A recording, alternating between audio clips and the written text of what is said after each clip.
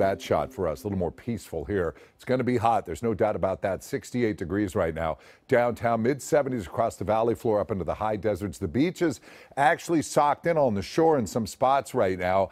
And if you pick up clouds this morning, it could be a while for you to clear. I mean, literally just towards the sand. Not far off it, though. You'll warm up. That's because we have a strong inversion in place. The upper air is much warmer than it should be. Here's our watches and warnings. Forget the pinks or the oranges. The pinks are what we're looking at. These are all excessive heat warnings. It's almost everywhere for us as the high pressure builds in. Those oranges are just tripping towards that point. Meanwhile, triple digits come away. High fire danger 10 to 5 today will be the peak time, obviously. Valleys 100 to 110. Same for the deserts, coastal plain 85. You could see 100 to 3 over the next couple of days. And some of the warmer spots on the plains, you can see the bigger jump tomorrow downtown up to around 97. The beaches 81. The valleys 109, 110, excuse me, on Tuesday.